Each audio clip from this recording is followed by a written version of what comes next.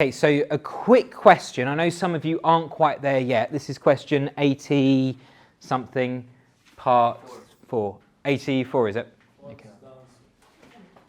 Yeah, so it's part 4 or part 5? Part 4. Okay, part 4. And it's a bit of a backwards question to the other questions that you've been doing.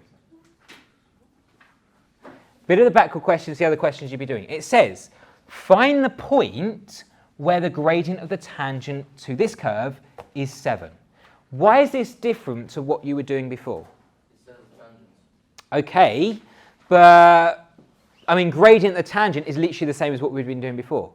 Because you remember, that's literally what you've been doing. It says find the rate of change, find the gradient of the tangent. That's literally what you were doing before. What's different about the setup to this question to what you were doing before?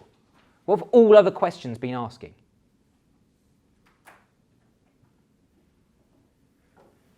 So, for example, if you look at part 3, it says... They didn't say that the gradient... Right, okay. Okay, so it says... So all other questions that you've been looking at is, or are, they basically said, here is a curve, either differentiate it, or, it might take it a bit further, find the value of the gradient of the tangent. This is different. It says, this is the value of the gradient, find me which point it's at.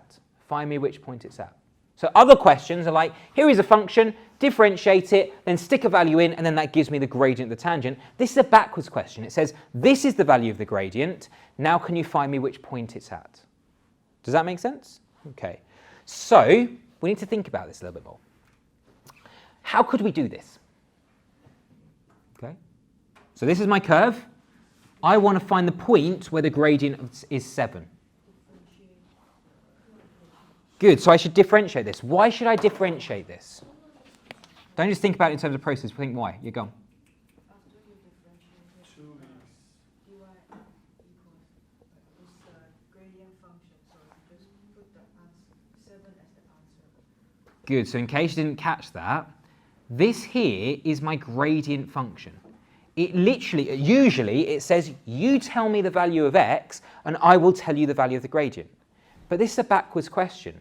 It gives you the value of the gradient and it's asking for the x which you stuck in here. Okay? So if you differentiate this, are you happy you get 2x minus 3?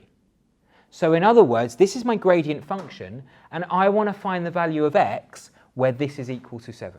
So in other words, I want to find x when this thing is equal to 7. Good. Is that okay with everyone? Have I finished? Yes. Yeah. I want a point. I don't just want an x value. So we put the x at the first one. Good. So this is my x value. To find a y, I'd use this one. Remember this formula, this function, literally says you tell me the value of x and I will tell you the value of y. Okay? It's different to this one. Why? What's the difference? So what's the difference between this one and this one? That's derivative. That's the formula. Good. So this formula up here links together every x and y value that lies on this line, yeah, this curve. This formula says you tell me the x value, I will tell you the value of the gradient at that point. Okay? So they're different things. You need to be really aware of what's the difference between both of them. So okay, I know x equals 5. I want to find a corresponding y. I'd use this one. So y would be equal to 5 squared, which is 25. Take away 3 times 5, which is 15. That leaves me with 10. Plus 5 is 15. Good. So that means that my point is 5 and 15.